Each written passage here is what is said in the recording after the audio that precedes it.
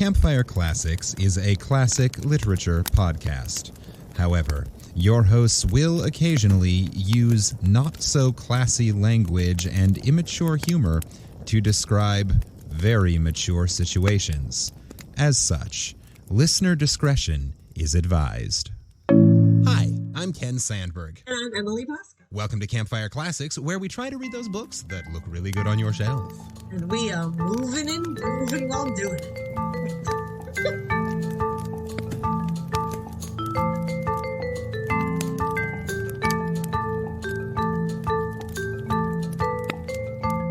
So, welcome listeners to Campfire Classics. I am happy to report that after 2 weeks of you being forced to listen to nothing but me, we have a co-host back in the studio. And by back in the studio, I mean hours and hours away in Connecticut, back in the Zoom call. Hi, Emily. How you doing? Hello, Ken.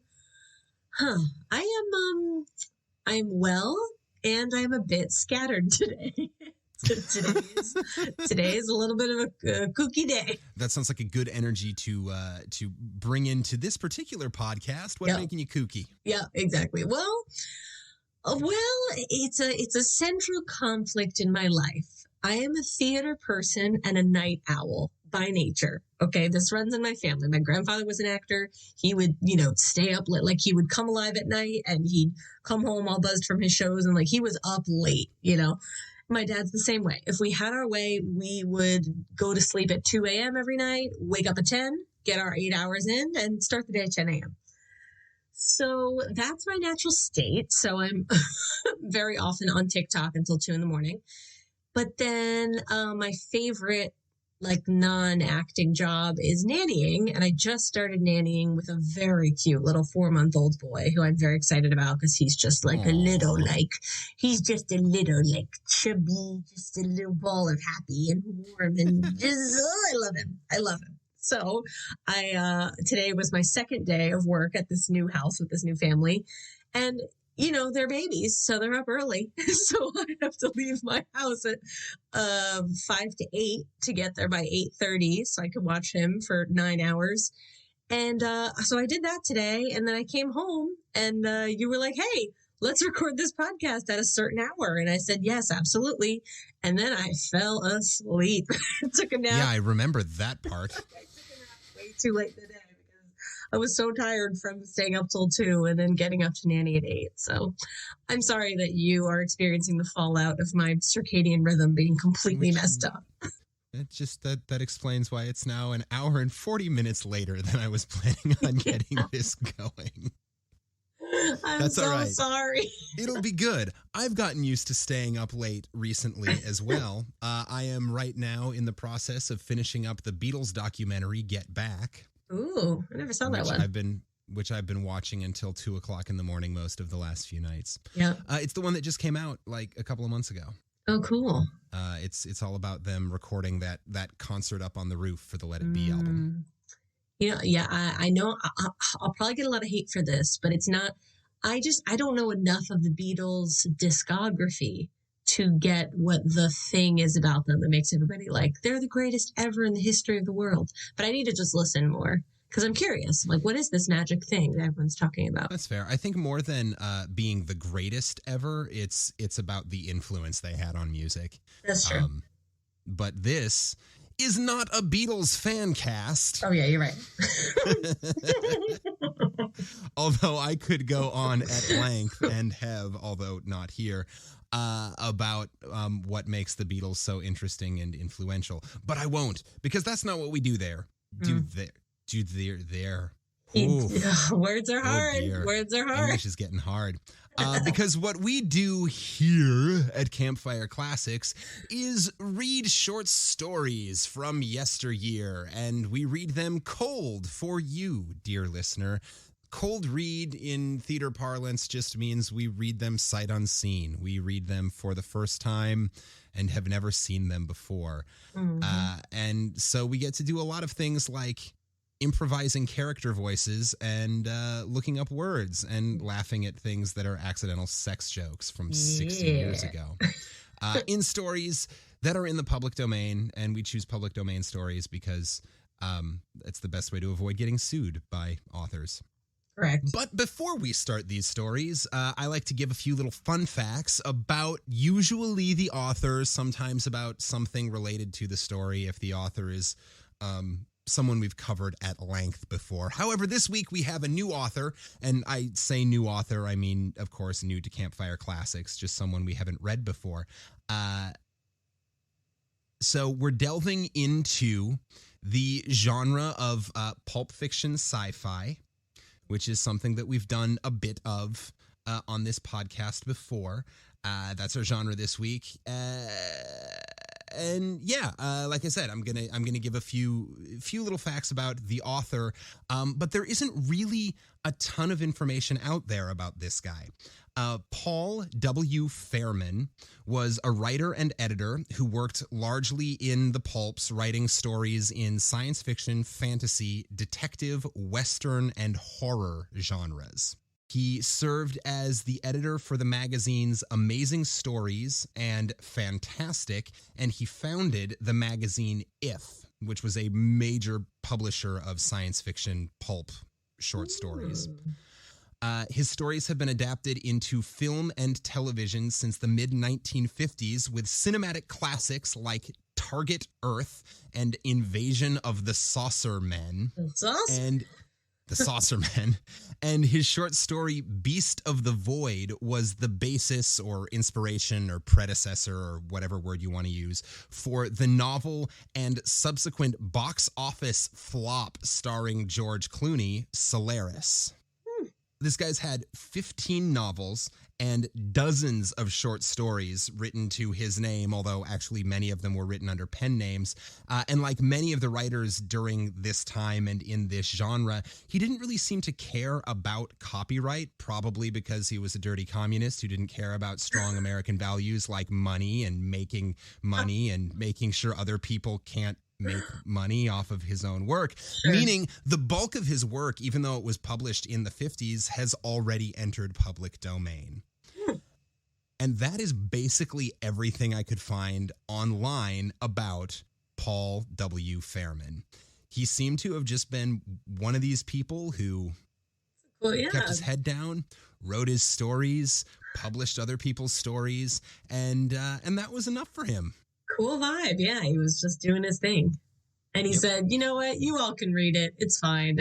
I don't care about copyright. It's fine. I don't care. Just do your thing. I'm just writing stories. I love it. But you know, I feel like sometimes if an author has a very drama-free life, that frees them up, or like a very stable life, it frees them up to write really crazy stories. Because they want to get all the excitement they don't get in life through the writing. Let's see. Yeah. Let's see. I have no idea. This week's story, you'll be reading a story published in the June 1956 edition of Imagination Stories of Science and Fantasy. The story is called Dalrymple's Equation. Let's start this fire. Dalrymple's Equation by Paul W. Fairman. It sounds like something dirty. Dalrymple. Well, or like doll pimple. Well, my first impression was more wholesome. I thought like a dimple, like a little dimple in someone's cheek.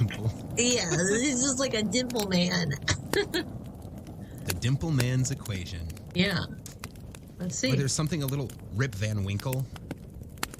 Yeah, or Rumple. The Rimple makes me also think of Rumpelstiltskin. It's very folktale-y. Yeah. But he's a mathematician, apparently. Well, if he has an equation. Yeah, let's see. All right. Enough speculating on zero information. Although sometimes I enjoy playing that game when I'm looking at either a new story or a new script. I'll do this sometimes where I'm like, what do I know about this story? Yeah. All I have is the title. Okay, what can I gather from that? Right. There is a person with a very strange name, possibly a not human name. Yeah. and probably something mathy. Yeah, well, What was the story actually called where when I sent you my audio file for editing, I titled it Sexual Goat Auntie? I can't remember what that was actually called, but that should have been the real title of what that was about. I don't either, but that should have been the real title of the story. I don't remember. I have now close to 80 of these stories floating around in my head. I'm lucky if I can remember the title of the one we're reading right now. Well, it's Dalrymple's equation. Let's read it. It's the not knowing that gets you. Wondering, thinking sometimes one way and sometimes the other, but never knowing for sure. Being suckered is bad enough, but wondering whether you've been suckered is rougher. Or whether you've let the biggest thing since fingerprints slide right by you. Not sliced bread. Fingerprints. Okay. Fingerprints. What, 1956. So, were fingerprints the biggest thing since sliced bread? I guess they were. In the scientific community. Yeah. Sorry, bread. Also, I just need to make a comment on getting sucked rougher. That's all I need to... I think that's the whole joke. Wow. Something about a rough sucking. Yeah, well done. Thank you. Technically, it's a rough suckering, but you know. I know. Just let me have this one. Okay. Okay. Someday, the case may be solved. Then we'll know for sure, one way or the other, Donovan and I. What case? Wait till I tell you. It won't take long. Oh, okay. Oh, good. Okay, great. Whew. I like that right off the bat, he's at least saying, don't worry, this isn't going to be one of those Dickensian long stories. I'm not getting paid by the word here. Right. The thing started with as crazy a murder as 2 homicide cops ever got called in on. Okay. So no, I don't think this will be short, yeah. In a bar on 10th Avenue near Grand, you probably know the place, and you probably read about the case. It was in all the papers, but the whole story never saw print. We were rung into it by a call from the squad car boys who got there first. We walked in, and a cop I didn't know pointed a thumb at a young guy lying with his head on the bar and said, "Deader than a lamppost for my money." A very sensitive cop. Dead is a lamppost. Right. A young lad, around 23 or 4, lying there as though he'd had one too many and was sleeping it off. He had downed one too many, and he would spend all eternity sleeping it off. Okay, you're a funny guy, huh? Okay. All right, Paul W. Fairman. This dude definitely has the delivery of one of those like the hard-bitten noir detectives. Exactly. Exactly. The sort of, oh, I knew she was trouble the moment she walked through the door. Yeah, exactly. It was raining that night. Out of all the bars, she had to come into mine. Yeah. Deader than a lamppost. Right. Is a lamppost more dead than a fence post? I don't know. Well, you would argue it's got light. Like the spark of life is in it. So I would say it's less dead than a fence post. A fence post is just there. Yeah. Also, a lot of fence posts are like chopped down trees. So at least a fence post was once alive and isn't anymore. Whereas a lamp post was never alive. So how can it be dead? True. Wow. Unless it's a wooden lamp post. Oh, there you go. You were foisted by your own petard there. This has been Deep Thoughts with Ken Sandberg. All right, you keep reading. I am going to eat this brownie. Oh, jealous. I want a brownie. Can you send one through the internet? I would like one, please. Here you go. I'm pushing it through the microphone. Great. Can you taste it? Oh, yeah, it's delicious. I'm so sorry, listeners. Everyone knows how much everyone loves mouth sounds on the mic. That's that Domino's cookie brownie. Oh my God, that sounds good. Oof. Okay. So back to this wisecracking gumshoe. So a young lad around 23 or 4 was lying there as though he'd had one too many and was sleeping it off. He had downed one too many, and he would spend all eternity sleeping it off. He was all through.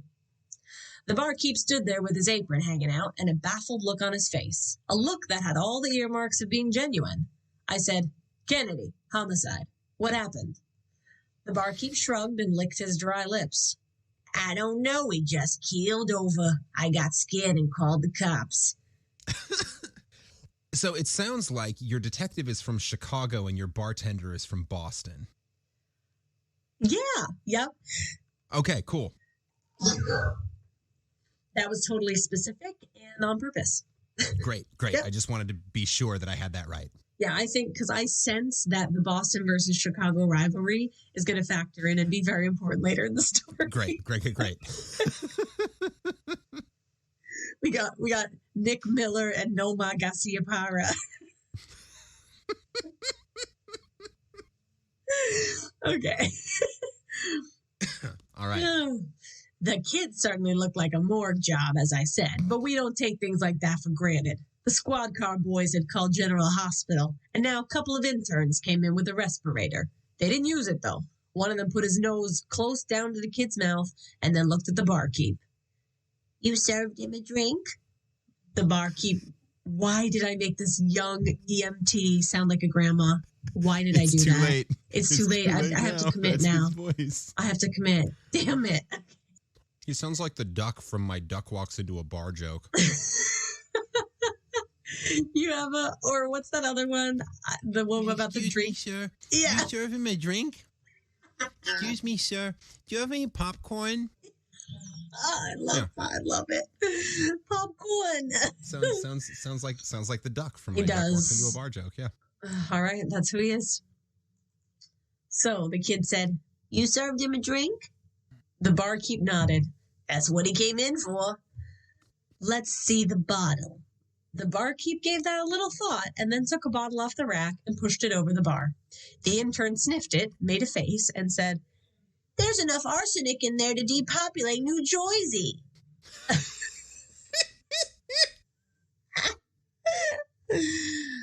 "Arsenic?" the barkeep croaked. "You're crazy. We don't serve nobody no arsenic here." The intern looked at Donovan and me. Who's Donovan? Have we heard of Donovan yet? Okay. Yeah, whatever. Donovan is the narrator's partner. Oh, okay. Oh, I don't even know my own partner. Sorry. Okay, I'm a mess. So. God, you know Donovan. You two go way back. I know, you're right. I'm with him on the streets every day. The intern looked at Donovan and me and said, "Call your meat wagon, lads. This one is beyond us." Oh, God. It's the voice. He's so sweet. I love the intern. "Call the meat wagon." Oh, God. Yeah. This guy's dead as fuck. Are you my mother? Oh, God. Are you my mummy? He had identification, and Arthur Davis, with nothing at all sinister in his wallet. The lab men came, and there was a lot of activity for an hour or so, and then we padlocked the joint and took the barkeep downtown with us. His on-the-spot story was simple. I lost the voice. Davis had come in and ordered a drink. The barkeep served it up. Davis knocked it off. The drink, in turn, knocked Davis off. Okay, he's clever. Barkeep's, we got wordplay? Yeah. The barkeep's name was Timothy Garver. He was a middle-aged cork puller who had been in the business most of his life. We ran him through R&I and found him clean. Then we sat him down in the R&I. Research and interrogation. Maybe? Hang on. No, we ran him through R&I. It sounds like a computer. Like, we ran him through our system. Our database. I'm guessing. What is R&I? Remove and install. Nope. R&D is research and development. Risk and insurance. Remove and install. Research and innovation. Radio investment. Radiology and imaging. Receiving and inspection. Records and Identification Bureau. There you go. That's it. I found it. Nice. There's this whole long list of things that R&I could stand for, depending on what you're talking about. But in law enforcement, it's records and identification. Love it. All right. We ran him through R&I and found him clean. Then we sat him down in the interrogation room and started digging into him. What did you have against Davis? Garver looked like a flabby-jowled ghost. Savage. His hands shook.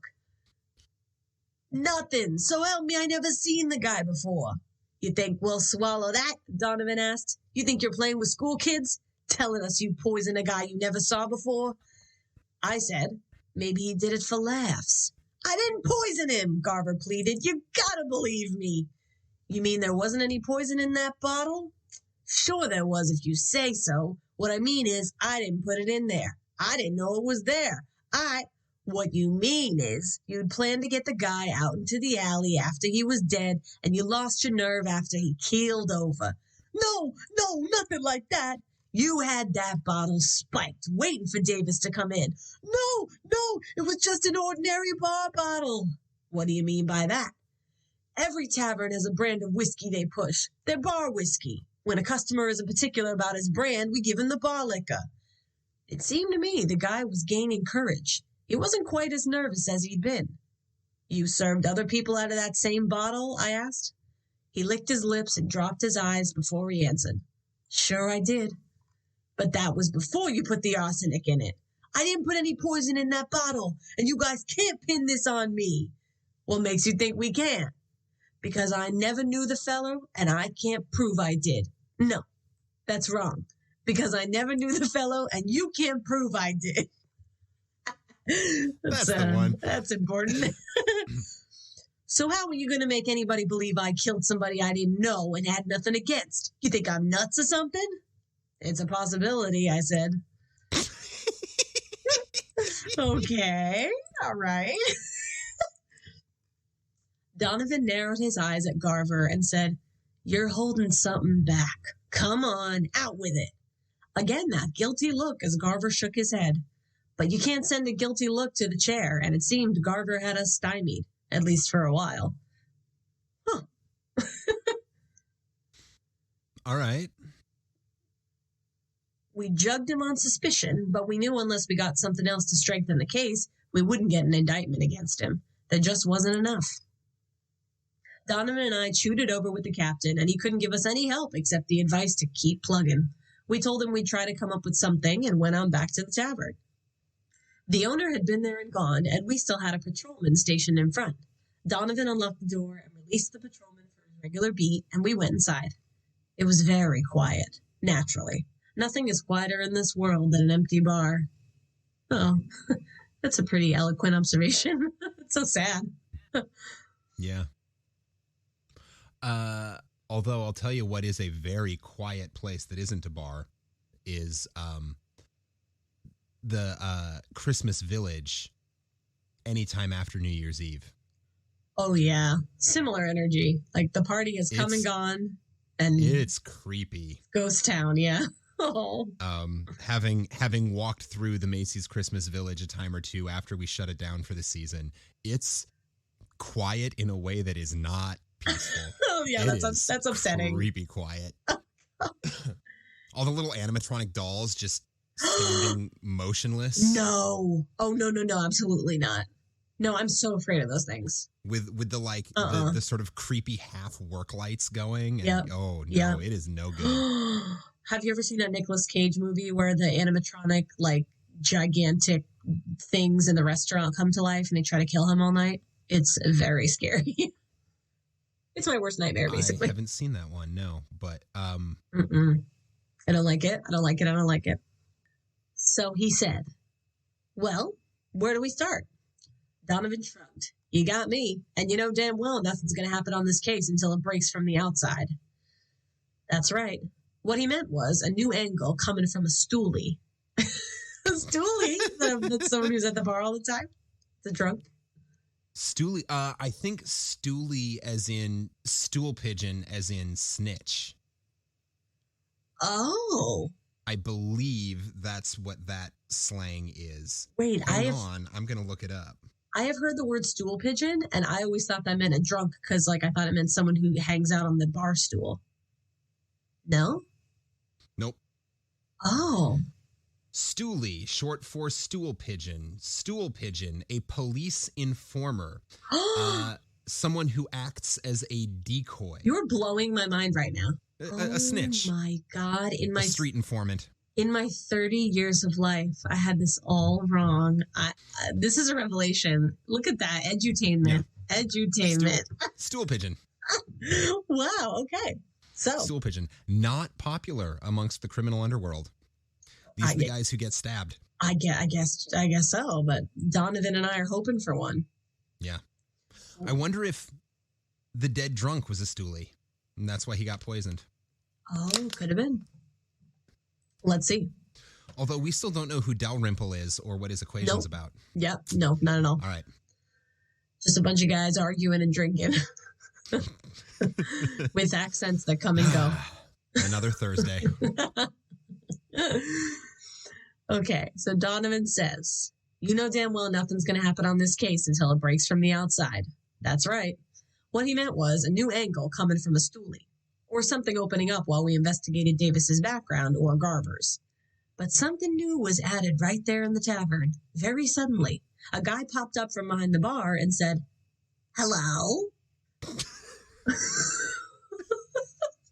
I went for it. I said, go big or go home. Go big or go home because you know what's about to happen. We whirled around and looked at him, and Donovan snorted, who the hell are you? My name is Tennyson Dalrymple. Yay! He appeared. Yep. And he's a goblin, apparently. Apparently. What kind of a label is that? The man came around from behind the bar. I liked it. I took it. If it annoys you, I'm sorry. But you could tell by the sneer on his face that he wasn't sorry at all. He was a medium-sized, unattractive figure of a man, and yet you couldn't put your finger on just where the unattractiveness came from. He wasn't good-looking, but neither was he repulsive. He didn't have a Superman's frame, but neither was he a cripple nor a malformed freak. There was just something about him you took an instant dislike to, and the dislike stayed with you. So he is an inverted Benedict Cumberbatch. Right. With like a very punchable face. Right. Because you look at Benedict Cumberbatch and you're like, I don't know why. There's nothing about this man that should be attractive, but I love him. An attractive man. Yeah, but I love him. This guy is the opposite. There's nothing about him that should be unattractive, but I just want to throttle him. Dalrymple seemed to enjoy increasing the antagonism. He wore a habitual sneer, and his voice had a cutting quality to it. There you go. I was right. Good instincts. Good instincts, Emily. I said, what the hell are you doing in here? Going about my business. Entrance is prohibited. There was a policeman in front. The door was locked. There's a back door. Well, that was locked too. Locks are silly things. Any fool should be able to handle such feeble devices. I love this guy. I love it. Donovan was snarling. Look, brother, you're talking yourself right into trouble. Now tell us what you're doing here and tell it quick. Reading the gas meter. Why? Well, why would anyone read a gas meter? I work for the gas company. This place is on my route.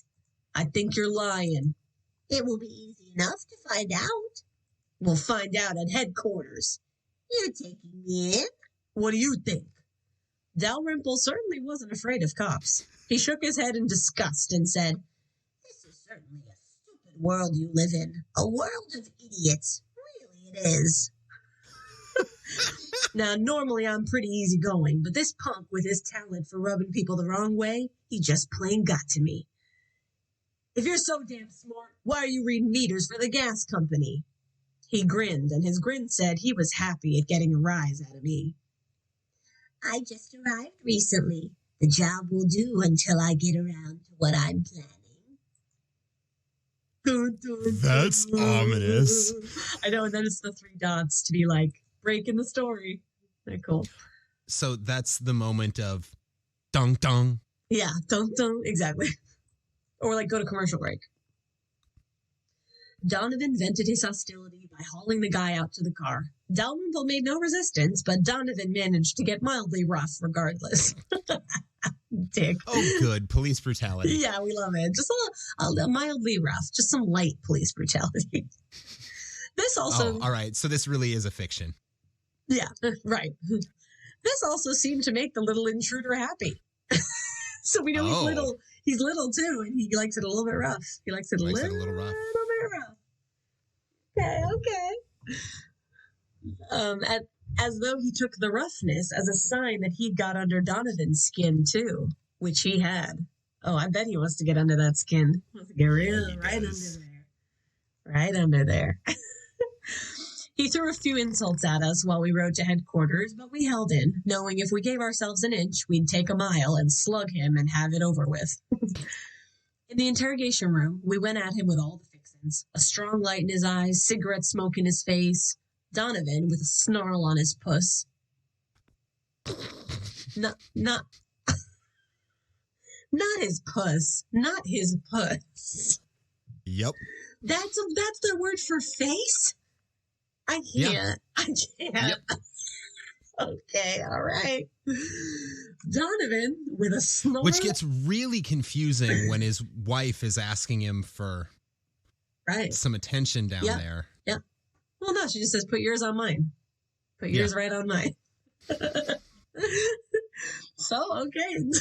Donovan, with a snarl on his puss, said, all right, Buster, let's cut out the jokes. What were you doing in that tavern? Now I'm just picturing a snarling puss saying all of his lines.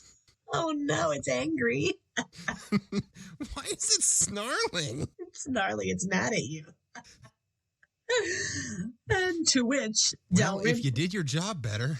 No, it shouldn't be mad. To which Dalrymple replied, reading the gas meter.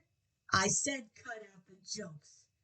You've got my identification. What makes you think I had any other reason for going there? I'll ask the questions. Maybe you don't realize what a spot you're in. This is idiotic. This whole procedure emanates from your personal dislike of me. All you have to do is call the company. Oh shit, he called him out. That's true. What do you know about the Davis killing? Only what I heard in the neighborhood. Intriguing little equation, isn't it? I think we'd realized from the beginning that we had nothing on Dalrymple and that we wouldn't be able to involve him. He'd hit it on the nose when he said our motivation was personal dislike. All right, some accountability. Finally, I went out and called the gas company, realizing we had delayed doing this because we knew it would lose Dalrymple for us. When I went back and told Donovan, he still hated to let go. Yeah, I bet he did. He's enjoying this little game with Dalrymple. He's enjoying it. He's enjoying sticking his puss in Dalrymple. Uh-huh. You know, he told the sneering little meter reader, we can still throw you in the can. What for? Trespassing, breaking and entering? Oh, yes, but you won't. And why not? Because it would be too small a triumph, and you know you would be acting from spite. It would diminish your stature in your own eyes. Oh, he's smart. He's playing some mind games with these dumb dogs. Yeah. Donovan was trying to swallow his helpless wrath when I remembered something Dalrymple had said. Listen, punk, exactly where did you come from? That's right. You made some funny cracks. You said, to quote, this is certainly a stupid world you live in, a world of idiots. You also just said, I've just arrived recently. Now it occurs to me that I might have come from a place beyond this planet you call Earth? He's an alien? I did say Dalrymple sounded like a not particularly human name. It's true. No, that you're a crackpot, a psycho, and maybe we better hold you. He sneered at me and ticked off his replies on his fingers. I did come from a world far away from yours. I'm not a crackpot, not a psycho, and you will not hold me. I looked at Donovan. Donovan looked at me. His voice gentled into a tone of soft contempt. Oh, now he's getting soft. He said, okay, we played rough. I'm going to get a little soft with you now, Dalrymple. Now we can get sensual. Well, you can only stay hard for so long. Correct. So Donovan says to Dalrymple, just where do you come from, punk? Oh. From Arva Majoris. And don't bother looking it up. It's a planet in a galaxy beyond the conception of your most brilliant minds. And I use the term brilliant very loosely. Oh shit. What a little dick. What a little dick. I love him. And how did you get here? You couldn't possibly understand if I told you. Your elemental mind simply couldn't grasp the mathematical accident that brought me here, nor the 10 million to 1 chance of it ever happening again. Donovan grinned in anticipation. And you actually think we aren't going to turn you over to Psycho? Of course you're not. And for what reason will we refrain from such? Because if you do that, you'll never get your stupid little murder solved. I found myself poised and ready to pounce. Then you have been holding out. If you mean, do I know who killed Davis? No. If you mean, can I find out? Yes. Well, Donovan growled. He's a detective, too. Dalrymple split a sneer between us. It's nothing but a mathematical problem. In the world I come from, students corresponding to your first graders are started out on far harder equations. So you can just take a pencil and figure it out, eh? Certainly. Dun, dun. Dunk dunk. Yeah, another 3 dots. I've tried to remember since exactly what my reaction to Dalrymple was at that time. Hatred transcended any other emotion I may have had. That's fair. But there was something else. Oh, do tell. A feeling of almost personal discomfort springing from the certainty that he wanted us to hate him, or at least didn't care whether or not we did. This was a part of my reaction, and wondering why, also. There was an element of vague fear, too, and of this I'm sure. A vague, senseless conviction that this crackpot could do all he claimed he could. I remember that when this last came to my conscious mind, I rejected it with indignation, and I knew Donovan was rejecting something, too. Yeah, he's rejecting those feelings. He said, I don't want to feel this way. He turned from Dalrymple with a sneer and said, we haven't got time to fool with psychos. We've got a murder to solve. Kick this guy out and let the white coats find him all over again. I was sneering, too. Everyone is sneering. It's a very sneery time period. The puss is sneering. Everyone is sneering. I took out a pencil and threw it at him and said, all right, wise guy, there's one. Let's see what you can do. Have you got a piece of paper? Almost savagely, Donovan ripped a page off the calendar. It was blank on the back. He threw it on the table, and all the time I could see his eyes. They were asking, why the hell am I doing this? And trying to cover the question by showing contempt. He can't resist. Nope. He's got to keep engaging with Dalrymple. We glanced swiftly at each other, and there was guilt in both our faces, like 2 realists meeting outside a fortune teller's tent. I love that. That's a really great simile. Interesting simile. I like it a lot. It's a little nail on the head, but it works. I love it. It's effective. I'm reading it again because that just tickled my fancy. We glanced swiftly at each other, and there was guilt in both our faces, like 2 realists meeting outside a fortune teller's tent. Then Dalrymple took over. We have certain facts, He began. A dead man, the person who admits he went through the physical motions of killing him. We also have the method of producing death, poison, and the setting of the crime. I think we've had enough of this clowning, Donovan said in a husky voice. He's not clowning, he's literally stating the facts. Like, yeah, he's got a real short fuse. He's been quite methodical. Dalrymple ignored the interruption, not even bothering to sneer at Donovan. He said, So Dalrymple's the only one not sneering. Right. He said, this isn't even worth a sneer, even though so many of those have been thrown around in the past 2 minutes. As every schoolchild on my planet knows, each of these facts must be given a symbol and must become a part of our exploratory equation. I was a little rusty on such things, but it sounded to me about the same way school children on our planet went about solving problems in algebra. I didn't say anything, though. Dalrymple had the pencil racing over the paper, laying out a series of weird symbols, the like of which I had never seen. They were neither numbers nor letters, nor the kind of geometric or algebra symbols used on Earth either. Of that I was sure. The closest I can come is to compare them to Egyptian hieroglyphics, and yet that's far from the mark.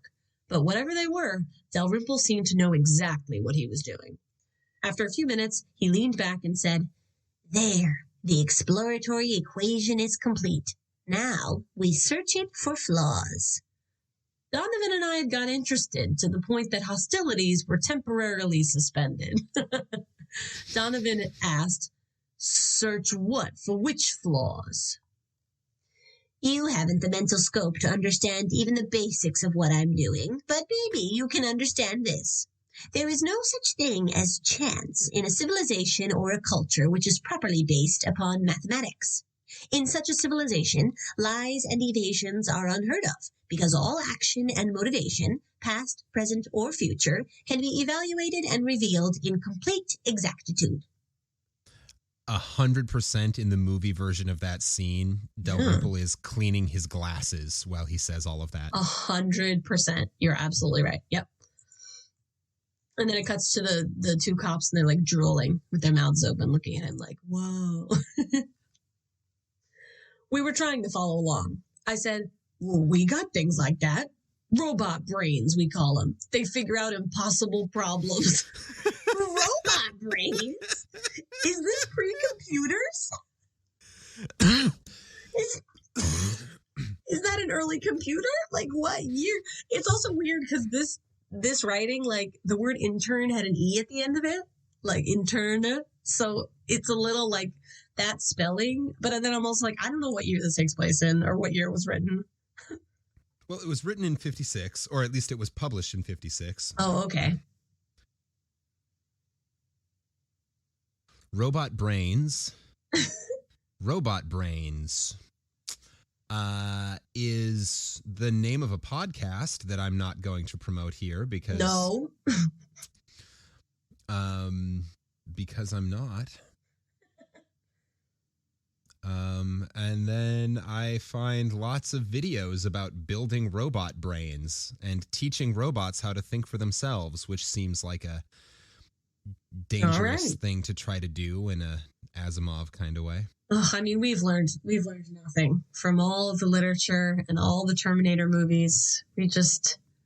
Mankind really said, we can, but should we? And we keep saying, yeah, we should. Yeah, we totally should.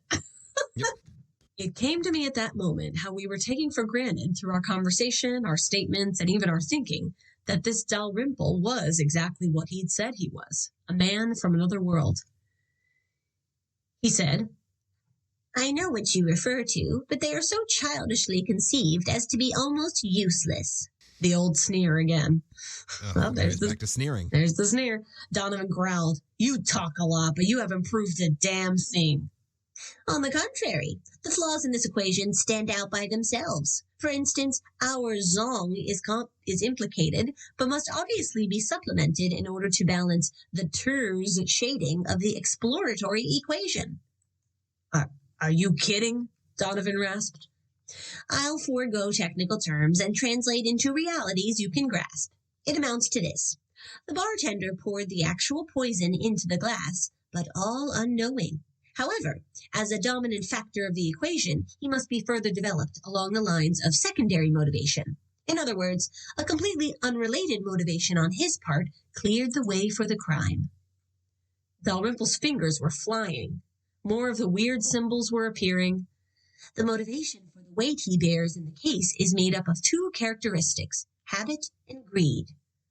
And where does that get us? I asked.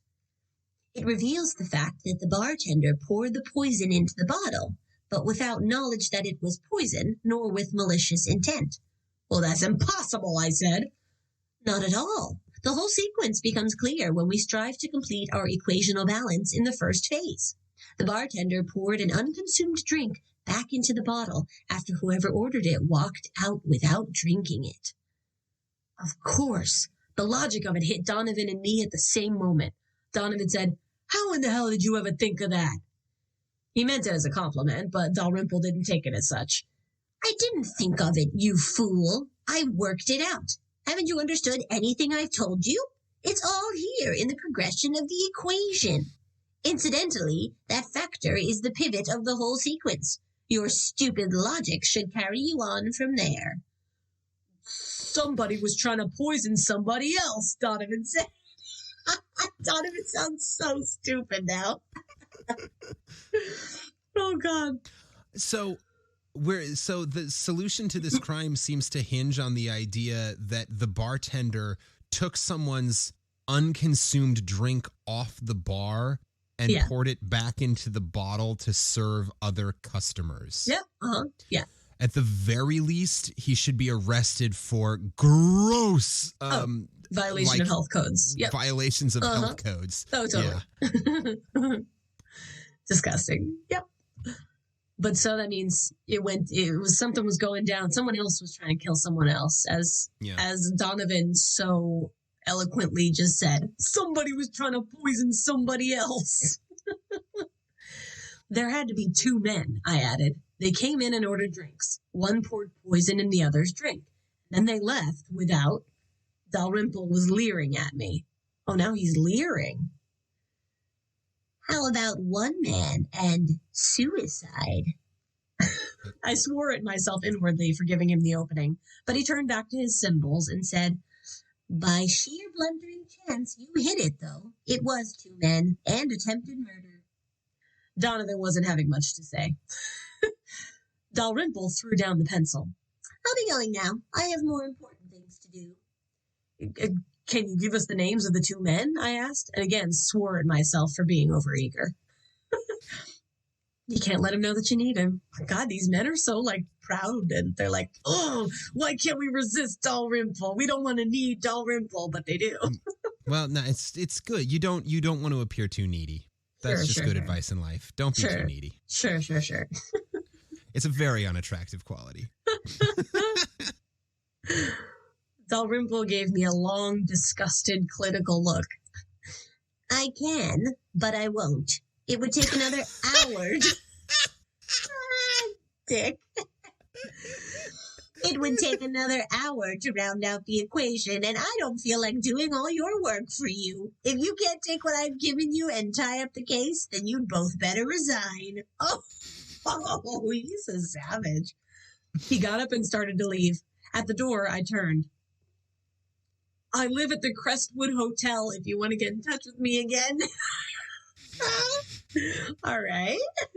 He sneered. "Maybe you'll need help someday in tying your shoes." He left. Neither Donovan nor I made any attempt to stop him. After a long minute, Donovan said, "We can't let him go. He's involved in that killing. He's gotta be. How else would he know?" "Are you sure he's involved?" Donovan didn't answer. He picked up the pencil and snapped it in two with a savage gesture. The sneering little son of a... Besides, we've got no proof he was right in anything he said. Well, let's go find out. We found out. It didn't take long, and we got a citation. We hit Garver with one question. Who was in the bar just before Davis entered? And he collapsed right in our laps. We got all he knew, and it wasn't hard to trace down two guys named Kinder and Walpole. They were both drunk when they came in, and Walpole had some arsenic with him that he was going to make a bug spray with. He got sore at Kinder for some drunken reason and poured some of the stuff into his drink while Kinder was in the washroom. Wow, he just on a whim decided to, I'm going to murder this guy. Instead of killing bugs, I'm going to murder this guy. Also, arsenic as bug spray? I guess so. I guess that's a 50s thing. All right. Some guys just can't hold their arsenic. Theater nerd. Which one of them is that? I loved L. Lipschitz more than I could possibly say. He was a Lipschitz. sensitive guy, a painter, that one. And then he went out and got a bunch of other wives. Okay. So this guy got sore at Kinder for some drunken reason and poured some of the stuff into his drink while Kinder was in the washroom. Then something pulled them back into the street before they had their drinks. Garver heard metal grind and thought that was probably it. Once outside, they probably forgot what tavern they'd been in because they didn't return. Damn, these guys are blackout. Garver was glad to get rid of them. He hadn't seen the poison pouring bit and dumped the shots into the bottle. When Davis keeled over as a result of the next shot out of the bottle, Garver was scared. He could lose his job and his boss could have lost his license for serving drunks and for pouring the whiskey back. Yeah, I should say so. I should say so. So I'm glad we're at least going to address the fact that that's not disgusting. Cool. Yeah. So that was the case. Also, if he didn't see the poison get poured in, it means he wasn't paying enough attention to the shots to know that they were no portion was ever consumed. So really, just come on, dude. Very unsanitary. Good deductive reasoning, Ken. You're like a little Dalrymple. That's actually what they call me out on the street. That's my stoolie name. Little Dalrymple. It's got to be Lil Dalrymple. Yeah. Yeah. L-I-L. Lil Dalrymple. That's what the police call me when they come track me down to snitch on the other, you've kind of got thugs. You've kind of got dimples in your cheeks too. Yeah, they're there a little bit. That's it. I will no longer be addressing you as Ken. You will now be Lil Dalrymple. Great. Oh, so with that, it says, so that was the case. A tragic incident with Walpole not even remembering what he'd done and with Davis dead. Dun, dun. We would have been, all right, mystery solved. And yet, we would have been better off leaving it there, charging Dalrymple off as a crackpot who had made a lucky guess and taking the credit for breaking the case. We did take the credit, but it was hard to believe once he'd gone. But it was hard to believe once he'd gone that Dalrymple was actually for real. So one afternoon, a couple of weeks later, we were passing the Crestwood Hotel. Donovan braked the car and squinted at the building. This is where he said he lived. I knew who Donovan meant. Uh-huh. Let's go up. Why not? Well, okay. Just gotta poke the bear a little more. They've got to. I'm telling you, they're erotically obsessed with Dalrymple. They can't get enough. They're really getting a charge from this. We went in. I can't figure out why I find him so unattractive. Yeah, he's so mean to me. He's definitely unattractive. Yeah, he just belittles me and insults my intelligence, and I just can't get enough of him for some reason. We've all been there, buddies. We've all been there. We went in and got the room number from the clerk and went on up. We knocked. Dalrymple opened the door. He hadn't changed a bit. There was a sneer on his face, of course. Hostility in his voice when he said, "Ha! The police force. What happened? Somebody steal your squad car?" He turned around before we could answer and went back into the room. We followed him and stood there looking at the layout. He had a big table in the middle of the floor, and there was a huge sheet of paper on it. The sheet was almost completely covered with the funny symbols he used in solving the bar poisoning. Or had he solved it? Anyhow, he went back to his work as though we hadn't even come, adding more symbols along one edge. And finally, Donovan asked, "What in the hell are you doing?" Dalrymple looked up as though annoyed at being disturbed. "I'm arranging to stay on your planet. I like it here." "But what's all that got to do with staying?" "I have to have money. The way things are done here, money is vitally necessary." "How are you going to get it?" Dalrymple looked up and his sneer brightened. "I'm going to steal it."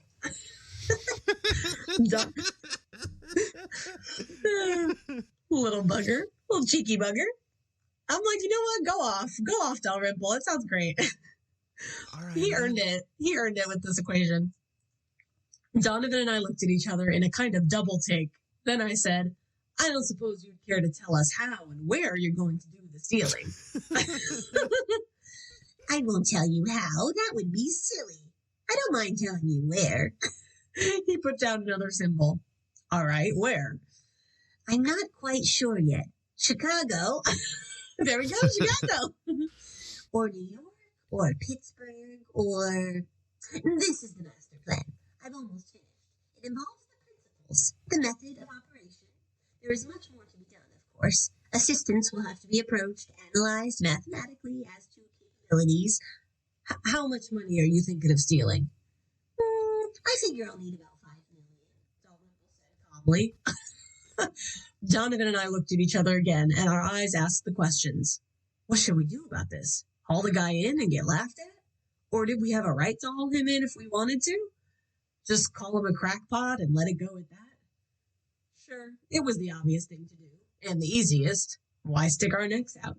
And at that moment, I saw Dalrymple smile ever so slightly, as though he knew exactly what was going on in our minds.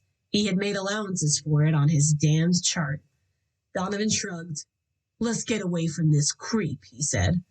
We turned and walked out. And we never saw Dalrymple again. In fact, I'd practically forgotten about him when a year later, the date was January 17th, 1951, I came back. Right. Oh, there you go. I came back to the squad room late in the afternoon, and there was a paper lying on the desk Donovan and I used. Its headline read, Stick up... Wait. It's not in his voice. I don't know why I read it like newspaper. It's the headline of a newspaper. Stick up, men. So this... No, I want to hear your best Christian Bale from Newsies. Okay. I gotta get into the extra, read all about it. Okay. Its headline read, Stick Up Men get $7 million in Boston. Nice. It was good, right? I like it. And the story went on to tell of the now famous Brinks holdup in that city, a holdup that had not been solved to this day, a seemingly perfect crime. Still nothing for me to get excited about. Not until I saw the letter that had been lying under the paper. It was addressed to both Donovan and me, the names and destination printed in lead pencil. There was no return address. I tore it open. A white card fell out. On the card was printed 2 words, nothing else. The words read, Or Boston.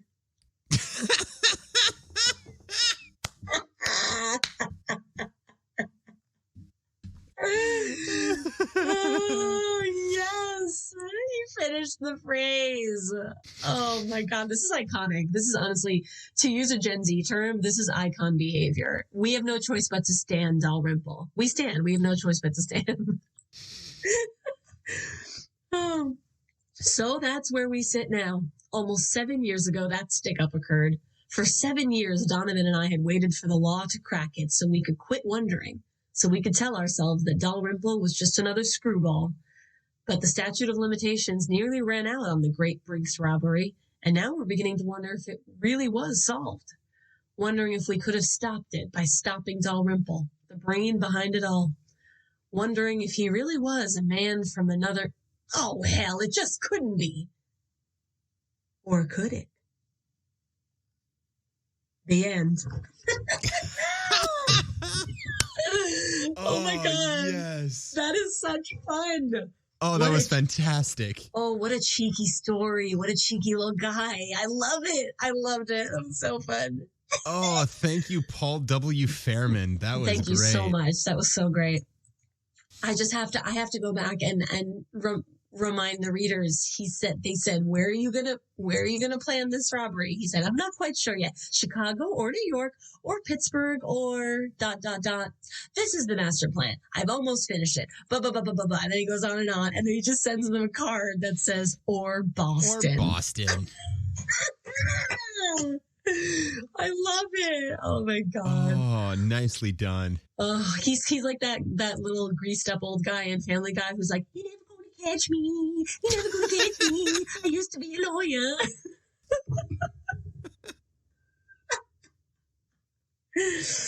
Oh God. Wow, that's really fun. I'm really happy that I knew he was going to be cheeky from the start because of that name, and I gave him that little goblin voice, and it worked out very well because he's a funny little alien. Strong pull. I just have to go big or go home with the voice. Although I think I did lose the Chicago-Boston rivalry as the story went on, but it's very hard to keep track. That's all right. I mean, sort of 1950s big city cop voices, more or less, all sound the same. They all kind of sound like that. They all just sort of end up sounding a little Brooklyn. Yeah, exactly. Oh, Lordy. That was so fun. Yay. Good read. I liked the twists and turns. I would love to know what some of those images looked like. His hieroglyphics, his mathematical I equation, know, that would be cool. His magic math. Yeah. Yeah. Oh my God, he's such a funny little guy. I like the undercurrent of tension throughout the story, that they just can't get enough of this weird little guy, and they're just fascinated, and they have to keep thinking about him, but it infuriates them. He's just like, you dumb humans. I love it. Love it. So, what do you think, reader? 1950 reader. So, what do you think, listener? Written in, or at least published in 1956, do you think the sexual tension between the cops and Dalrymple was intentional? Mm-hmm. Or is I'm that telling you. 21st century read? I'd be curious to know your thoughts. Yeah, I mean, maybe I just have a dirty mind, but it just all felt so charged. All these men in this room just worked up. Oh, God, that was fun. All worked up in the Sneering Puss. Yeah, and sneering at each other with them. I can't believe puss is the word for face. I really can't. Yep. So, listener, if you enjoyed that story, let us know. We'd love to hear from you. We'd love to know your thoughts. I personally always love when we get to read these sort of pulp fiction, science fiction, the more contemporary ones. They seem to be really fun, very enjoyable. Wait, I have a question for you. Well, I may or may not have an answer. I feel like you will. Well, first, for my money, I think we should do more by this guy, because this was so good and so funny. I love him. This is a lot of fun. I will be looking for more by him. Yeah, he's awesome. Yeah.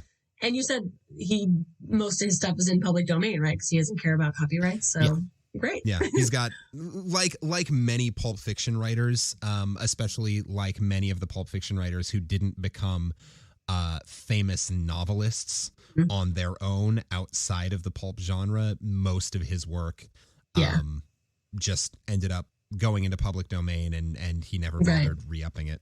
Well, and this is a great segue. What does the pulp genre mean? What does pulp mean in the term pulp fiction? Cool. I did a whole fun facts section about what pulp is, but the short version is basically in the late 1800s. Pulp magazines started getting produced, and basically what a pulp magazine was a magazine full of short stories and poems and serialized novel chapters. And the reason they were called pulps is because they were printed on pulp paper, which was a cheap kind of paper, as opposed to the sort of glossy magazine paper that the more expensive magazines were happening in. And yeah, that's why they're called pulps, and that's what it means, is it's literally a reference to the cheap paper that they were being printed on. And so the stories ended up the stories in pulp magazines ended up becoming very like sort of the equivalent to sitcoms today. It was stories that were being written for working class and people who couldn't afford to go out and buy books and go out and buy the fancy expensive magazines. You'd get the cheap one and you get a whole bunch of stories in it. I was going to say, because they used the pulp paper, because this is the equivalent. This is popular culture. This is pop culture. Like, this is for the masses stuff. Yes. Oh, interesting. Yeah. And very cool. They are a predecessor to like modern day comic books. Mm-hmm. Yeah. That's what I was thinking of. Yeah. Because a lot of eventually what you ended up getting were pulp fiction stories where the same characters would come up over and over again. So characters like Flash Gordon first appeared in Pulp Fiction. Zorro first appeared in Pulp Fiction. Tarzan first appeared in Pulp Fiction. in these sort of serialized story settings. And then those led to things like, those were the hero pulps. And then you got characters like the Shadow, who was a detective who had sort of superpowers when it came to, he could like read people's thoughts. And then that ended up leading to eventually the graphic pulp fictions that became the comic books superheroes of today.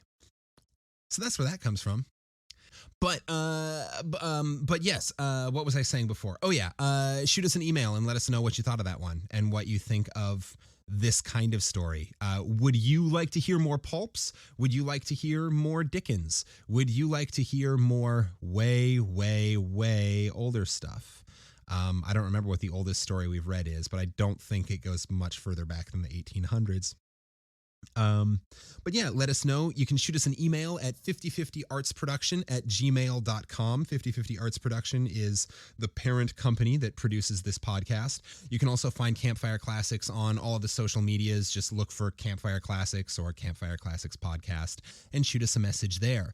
And when you send us those emails or messages on Facebook or Twitter or whatever the new thing kids are using that I don't fully comprehend because I don't get social media, please include somewhere in the body of the message or as the subject or whatever you want this week's passphrase, which is sneer on his puss. No. Oh, no. That's right. I just can't. Sneer on his puss. It can't be their word for face. It just can't be. It is. You can also hashtag any of your social media posts, sneer on his puss, or just sneering puss. I think hashtag sneering puss is God. That would be a good. Your digital footprint is just at this point it's just so upsetting. It's pretty train wrecked out, yeah. All right. I think that's everything on my end. Anything to report before we sign off? No, thank you. This was so fun. I feel awake and alive and energized and ready to start my day at 11 o'clock at night. Great. Good timing.